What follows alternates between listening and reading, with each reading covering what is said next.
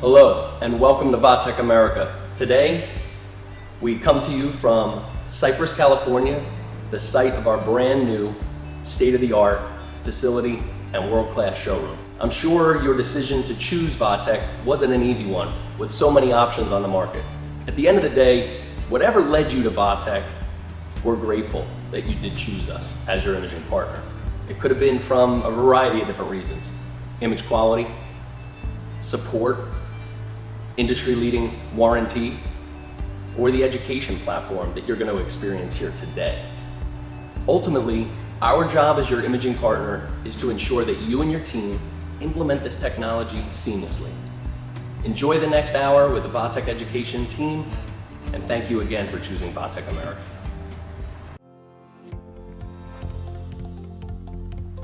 Welcome to your Vatech education experience. At the conclusion of today's sessions, you will understand the available modes for your new Vatech device, be able to accurately position patients, resulting in high-quality images, and also efficiently navigate the Vatech software. In addition to this training session, Vatech America has created a customized educational experience for you. The Vatech Education Academy has over 250 hours of on-demand content right from our website. We broadcast weekly 20-minute lunch and learn sessions on various clinical topics and ongoing training sessions customized for you. Before we begin, I would like to point out the chat feature on your screen. This allows you to chat with Vatech team members during your training session. Before today's live session, we prepared a presentation of our software workflow, including the most common questions and concerns, including CBCT image acquisition and how to identify patient movement, panoramic troubleshooting and image quality, CBCT exporting, and an introduction to our 3D software, EZ3DI. Thank you for choosing Vatech as your imaging partner. Here we are at our Vatech Education Academy. We are at vatechamerica.com/education. Let's look at some of the content within the Academy portal. Here you will find options to connect with a training specialist, launching our team viewer, or FAQ area for frequently asked questions. The quick reference area provides short training modules answering the most common questions that we receive. Videos and resources. The bulk of our education modules are located here.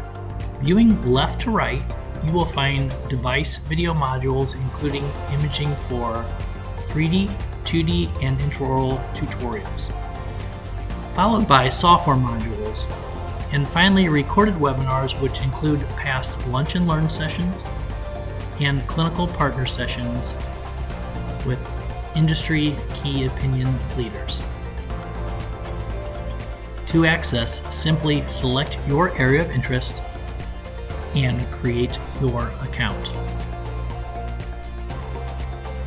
Selecting a device or software option navigates you to the training modules.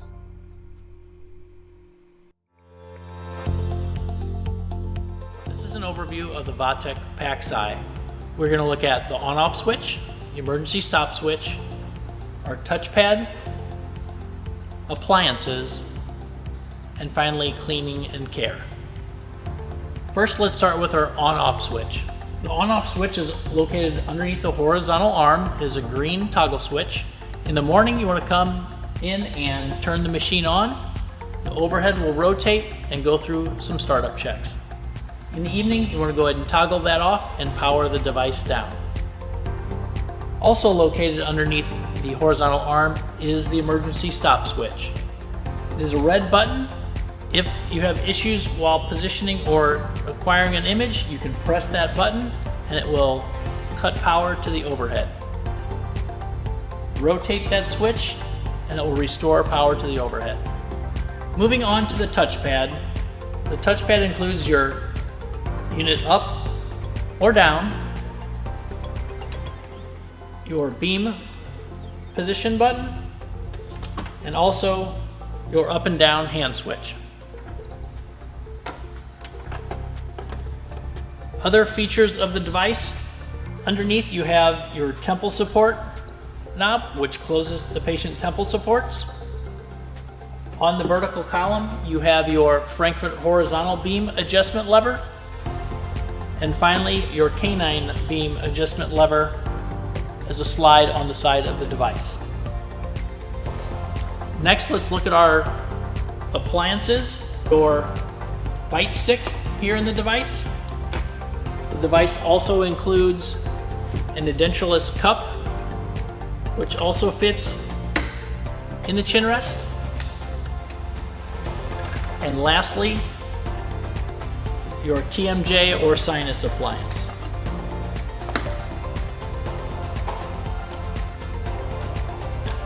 Each of these are interchangeable for the chin rest.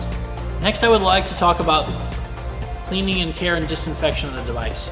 You want to clean the device or wipe the device down with a hydrogen peroxide based wipe. What I will do is wipe this down, let that sit per the manufacturer's recommended time. We're then going to take a dry cloth and dry off any excess. One last thing to point out is the location of the serial number of the device. The serial number device for your PaX-i Plus is 070. It is located on the lower right column.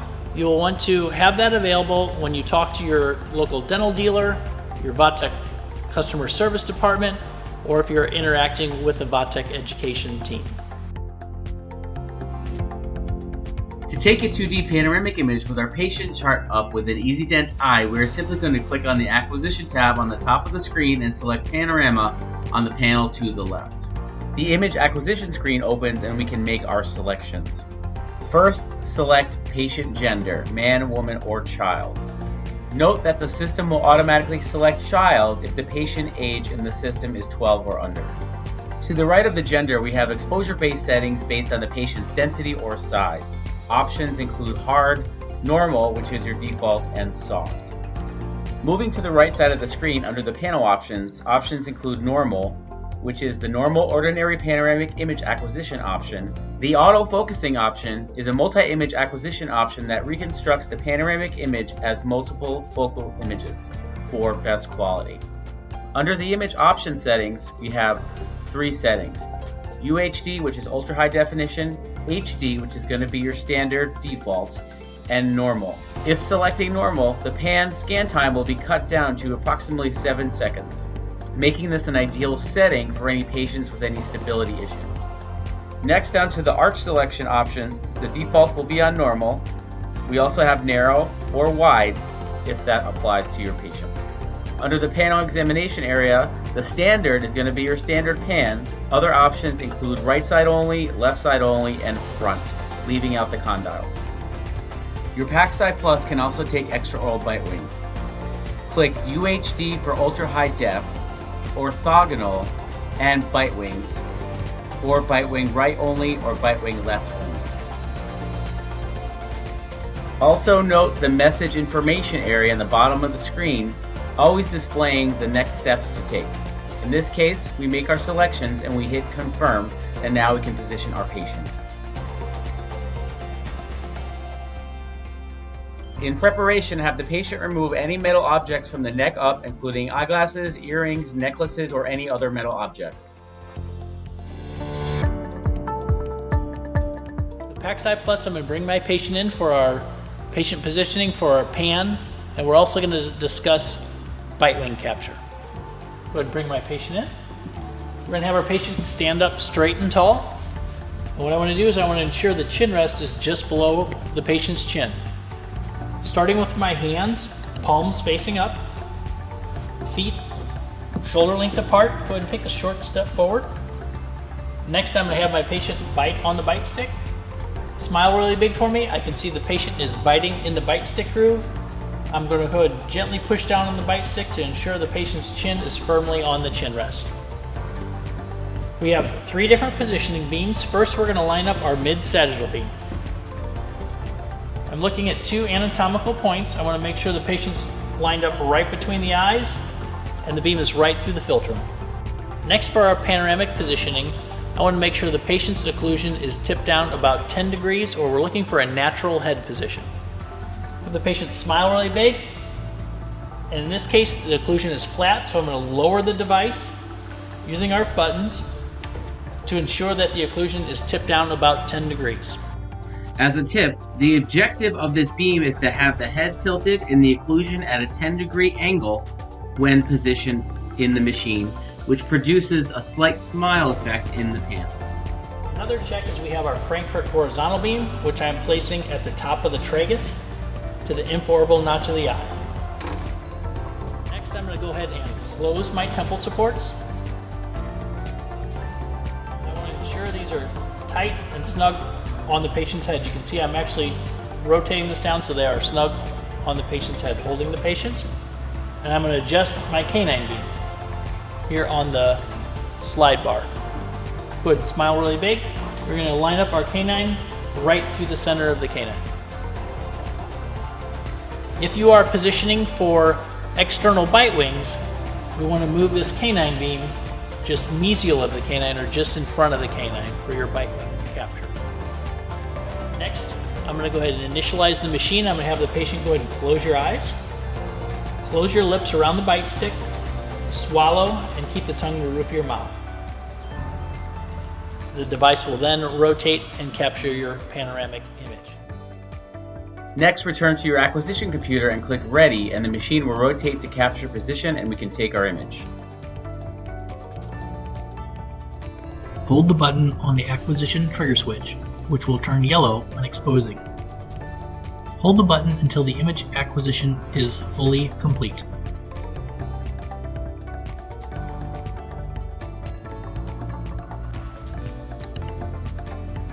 Once capture is complete, I can go ahead and release the patient from the device by opening the temple supports. Go ahead and open your eyes and go ahead and have her come off of the bite stick there.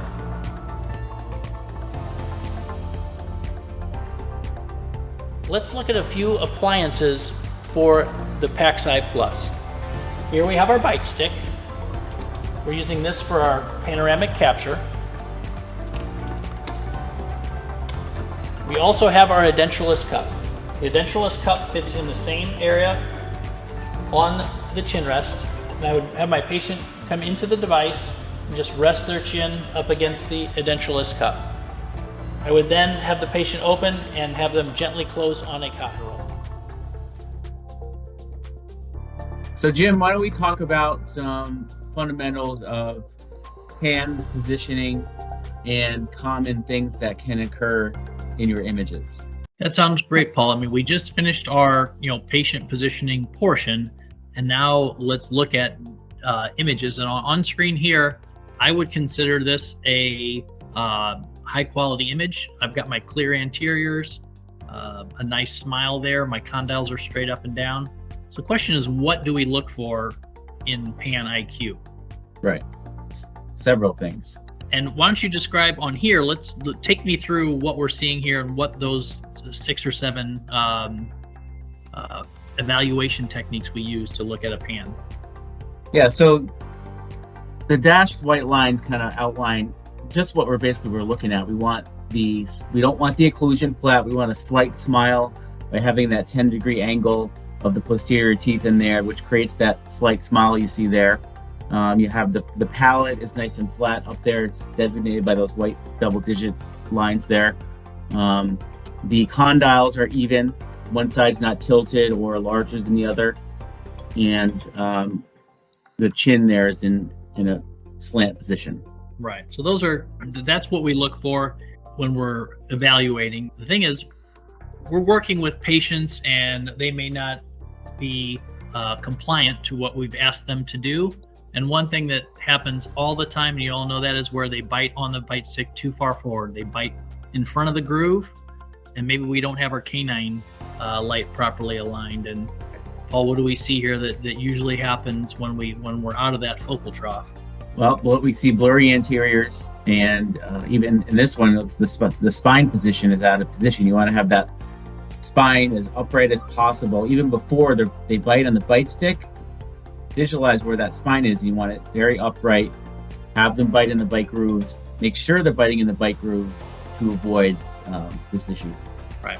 Now there's also another extreme if they're biting too far back off of the bite stick, or maybe the canine light is not lined up. We have that too far mesial. This is where we get that blurry anterior there, you can see. And so we're out of that focal trough, Right. and it's causing that blurry anterior. So in this next image, we can see that the patient's head is basically tilted too far down, or angled too forward and too far down.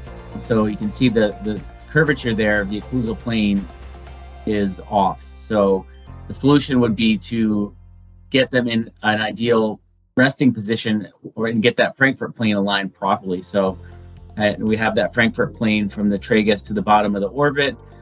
Just basically a natural head position would avoid this issue. So I would, be grabbing their head and just positioning it back a little bit further. And maybe having the maxillary occlusion tip down right about 10 degrees, so we don't get that sharp V in this pan here. Right. That's right. Yeah. And on the opposite spectrum, where their head's tipped up too high, that causes that frown, and you can see those condyles are tipped out. So that's what we're going to see when we have the patients with their head tipped up too high. It's going to cause the pan with a frown. So do not want this image here. Paul, I'll let you talk about this one here, where maybe the head's tilted one way or the other. Yeah. So we can see on that image on the right there, the head, they're just tilted way too much to the right. So aligning your mid-sagittal beam through the center of the head will avoid this issue. And then the result, if they are positioned like this, is you get magnification on one side, the right side versus the left side on your panoramic itself. Now, the other factor that could happen is where their head's twisted. So that line could look like it's right through the center of the patient, the mid-sagittal beam, but they could be twisted. And if that happens, you get elongation where the ramus gets stretched out, or your molars get stretched out, and you can see that is highlighted here with the double arrows on right side versus left side. Right. This next slide, Paul, I think we all come across this, where we ask the patient to put the tongue flat to the roof of the mouth, and they don't, or how are we telling them? So here we can see where we have the dark shadow going through the maxillary arch. That is actually the air that's behind the front teeth.